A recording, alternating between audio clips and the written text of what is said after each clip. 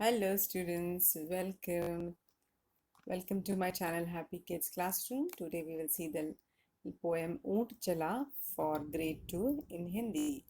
Okay, so let's begin.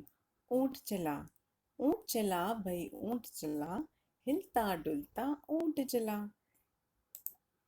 इतना ऊंचा ऊंट चला भाई ऊंट चला ऊंची गर्दन ऊंची पीठ पीठ उठाए ऊंट चला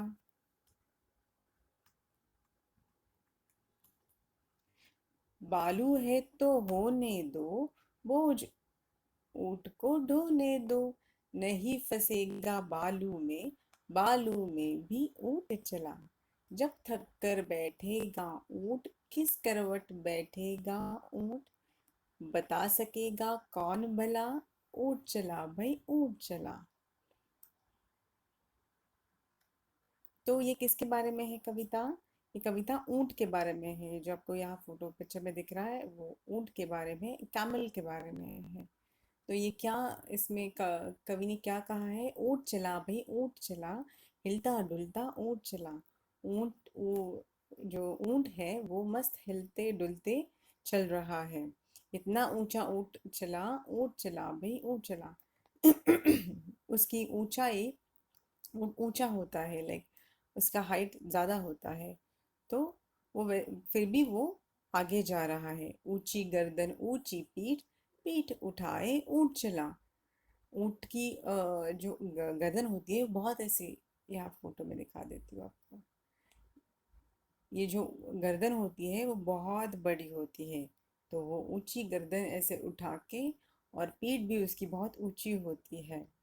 तो पीठ उठाए ऊंट चला, वैसे ही वो मस्त चल रहा है, मस्त चले जा रहा है। आगे क्या है? बालू है तो होने दो बोझ ऊंट को ढोने दो। बालू यानी रेत। रेत है तो फिर भी ऊंट उसमें चल के जा सकता है। नहीं फंसेगा बालू में भी ऊंट चला। वो रेत में या बालू में या सैंड में नहीं फंसता है। वो वैसे ही मस्त चल चल सकता है। जब थक कर बैठेगा ऊंट किस करवट बैठेगा ऊंट। ऊंट जब थकेगा तो कोई नहीं बता सकता कि वो किस करवट पे बैठेगा, लेफ्ट या राइट। बता सकेगा कौन भला ऊंट चला भाई ऊंट चला। तो कोई ये नहीं बता सकता।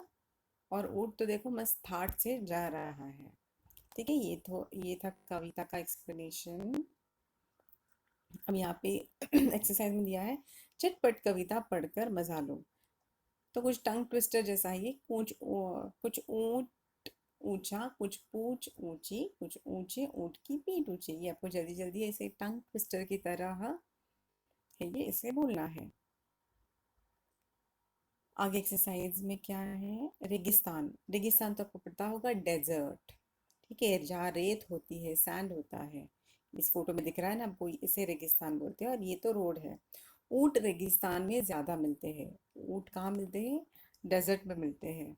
तो नीचे दो चित्र बने हैं, सही जगह पर ऊंट का चित्र बनाओ। तो ऑब्वियसली ये रेगिस्तान में आपको ऊंट का चित्र बनाना पड़ेगा।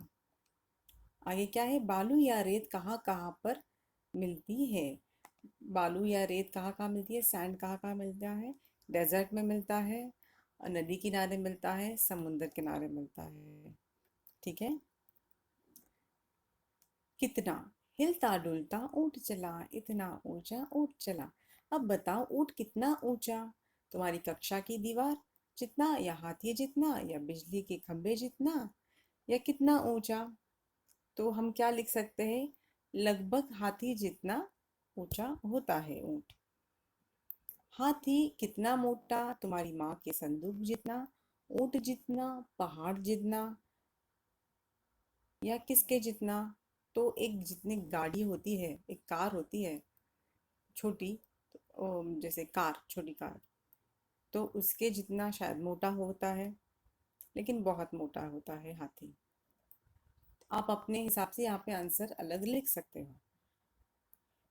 चींटी कितनी छोटी होती है? चीनी के दाने जितनी, चावल के दाने जितनी, इलायची के दाने जितनी, या किसके जितनी? चीनी किसके जितनी? जो तिल होता है ना, सफेद तिल, जिसकी हम लोग वो मिठाई बनाते हैं संक्रांति के टाइम पे, तिल वाइट कलर का, ससमे बोलते हैं उसको, तो उससे भी छोटी होती है। तो तिल से भी छोटी होती है। ठीक है, आप अपने हिसाब से भी आंसर यहाँ पे लिख सकते हो। कुछ ऊंचा कुछ नीचा, ऊंट से ऊंची चीजों के नाम पर गोल लगाओ। ठीक है, तो बचिया ऊंट से ऊंचा होता है नहीं। तुम्हारी कक्षा का छत ऊंट से ऊंचा है, हाँ। हमारे जो क्लासरूम का जो छत है वो ऊंट से भी ऊंचा है।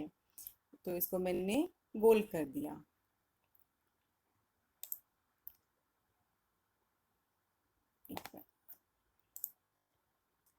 बिजली के खंबे से ऊंचा होता है जितना बिजली का खंभा ऊंट से ऊंचा होता है, हाँ। तो यहाँ पे सर्कल कर दीजिए। आम का पेड़ भी, हाँ, आम का पेड़ भी ऊंट से ऊंचा होता है। हाथी भी कभी कभी, हाथी भी हो सकता है ऊंट से ऊंचा, या ऊंट जितना ही होता है ऑलमोस्ट, लेकिन इसे कर देते हैं। तुम्हारी कक्षा का छत, हाँ जी, वो तो ऊंट से ऊंचा होता ही है। ठीक है, नेक्स्ट क्या है? ऊंट के नीचे से क्या क्या निकल सकता है? देखिए, अभी ऊंट तो आपको मैं फोटो में दिखाती हूँ, ठीक से, हाँ। ऊंट तो बड़ा ऊंचा होता है, तो ऊंट के नीचे से क्या क्या जा सकता है? जैसे देखिए, यहाँ उसके पैरों के नीचे से क्या क्या जा सकता है? कुत्ता जा सकता है, बिल्ली जा सकती है। जो भी ऊंट से छोटी चीज है, उसके पैरों से छोटी चीज है, वो आराम से निकल सकती है उसके पैरों से। किन किन चीजों की मदद से ऊंट पर चढ़ोगे? किन किन चीजों पे?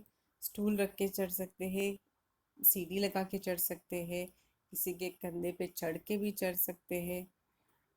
ठीक है, सफर का सामान, ऊंची गर्दन ऊंची पीठ, पीठ उठाए ऊंट चला। बताओ ये सब क्या उठाकर चलेंगे? हाथी क्या उठाकर चलेगा? हाथी क्या उठाकर चलेगा?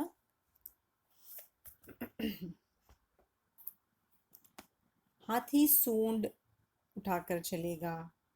अपना सिर उठा के चलेगा। और फिर क्या? अपना पैर भी उठा के चलेगा, या आप पूंछ भी लिख सकते हो। टीचर जी क्या उठा के चलेंगी?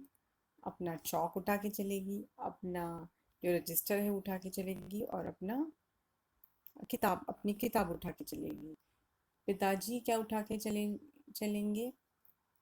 अ, अपना मोबाइल उठाएंगे, अपनी बैग उठाएंगे, और अपनी घर की या गाड़ी की चाबी उठाएंगे और चलेंगे। शेर क्या उठाएगा? शेर अपना मुंह उठाएगा, पूंछ उठाएगा, और पंजे उठा के चलेगा। या आपके मन में जो भी आ रहा है वो आप लिख सकते हो, आप अपने तरीके से। दादाजी क्या उठाएंगे? अपनी ऐनक यानी अपना चश्मा उठाएंगे, अपना अखबार उठाएंगे, और अपनी जो लाठी होती है जिसके आधार से वो चलते हैं, वो उठा के, जैसे छड़ी, छड़ी उठा के चलेंगे। ठीक है, अलग अलग घर। नीचे कुछ शब्द लिखे हैं, इन्हें बोलकर देखो। अब मिलते जुलते शब्दों को सही खानों में लिखो।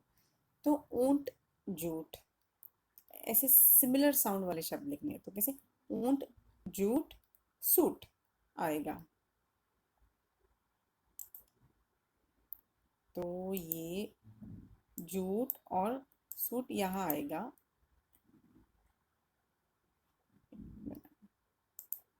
ऊंट और जूट यहाँ, ऊंट और जूट यहाँ आएगा। ओके। भालू, भालू, आलू आएगा यहाँ पे, और चालू आएगा यहाँ पे। फंस, फंस गया है तो धस जाना, और हंस, ये यहाँ पे आएगा। चला में क्या आएगा? गला आएगा और भला आएगा। और जब में क्या आएगा? तब आएगा और कब आएगा। ठीक है, नेक्स्ट एक्सरसाइज देखते हैं। ऐसे ही और शब्द सोचकर आप लिख सकते हो। ओके, अक्षर की बात। कविता में ब से शुरू होने वाले शब्द कौन कौन से हैं? उनके नीचे रेखा खींचो। तो ब से बालू है, ब से बोझ है, ब से बता है, ब से बैठेगा है। ठीक है, तो आप उसको अंडरलाइन कर देना। तुम्हारा नाम किस अक्षर से शुरू होता है, उस अक्षर से चार शब्द और लिखो।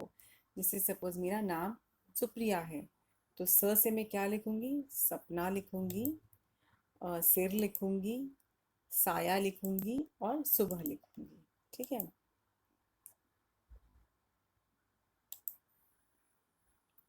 बोझा, बालू है तो होने दो, बोझ उठे ऊंट को ढोने दो। बहुत से जानवर को बोझा ढोने के लिए इस्तेमाल किया जाता है, क्या तुम्हें यह ठीक लगता है? क्यों? तो जानवरों को बोझा ढोने के लिए नहीं इस्तेमाल करना चाहिए, ऐसा मुझे लगता है। क्योंकि उनको उनसे काफ़ी दर्द होता है। थोड़ा बहुत ठीक है, अगर कहीं से उसको कहीं जाना हो तो वैसे तो हम भी अपने हाथ में बैग या पीठ पे बैग उठा के चलते, लेकिन जितना हमें सहन हो उतना ही अ, हम लेते हैं। वैसे ही जानवरों को भी जितना सहन होता हो उतना ही बोझा उन्हें देना चाहिए, उससे ज़्यादा तो नहीं देना चाहिए, क्योंकि उन्हें भी दर्द होता है। ठीक है। क्यों? क्योंकि उन्हें भी दर्द होता है। तुम्हारे आसपास कौन कौन बोझ उठाते हैं? हमारे आसपास कौन कौन बोझ उठाते हैं? गधा होता है, गधे गधे के इस पे भी बोझ लादते हैं। गधा है। बैल के इस पे भी बोझ लादते हैं। कूली है, कूली जो सामान उठाते हैं वो है। ठीक है। मजदूर है, वो बोझ उठाते हैं। ठीक है। कविता बढ़ाओ, अक्की बक्की करे तरक्की। तो आप अपने तरीके से कैसे इसमें कविता बनाओगे? तो मैंने तो ऐसे लिखा है कि अक्की बक्की करे तरक्की, बात समझ लो तुम ये पक्की, ना करना कभी धक्का बुक्की। ऐसा मैंने अपने मन से बनाया, आप अपने मन से बना सकते हो।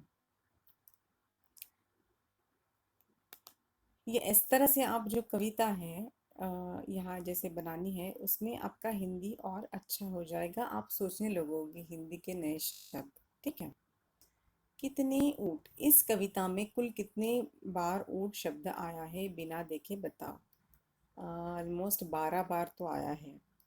नीचे चित्र में कितने ऊँट छिपे हैं, ध्यान से देखकर बताओ। तो आपको ये ऊँट आपको काउंट करने हैं। ठीक है, और लिखना है। तो इस तरह से ये हिंदी की जो कविता है और उसके प्रश्न उत्तर है वो समाप्त हो गए हैं। I am done with this lesson and I will see you in the next video lesson. Make sure that you like, share, and subscribe to my channel Happy Kids Classroom, and press the bell icon next to it so that you get notified when I post the video next. आपको पता चल जाएगा कि मैंने अगला video कौन सा डाला है। ठीक है। और अगर आप चाहते हो कि मैं किसी लेसन पे वीडियो बनाऊं, तो आप मुझे नीचे कमेंट बॉक्स में लिख कर भेजिएगा, मैं ज़रूर उस पर वीडियो लेसन बनाऊंगी। Thank you.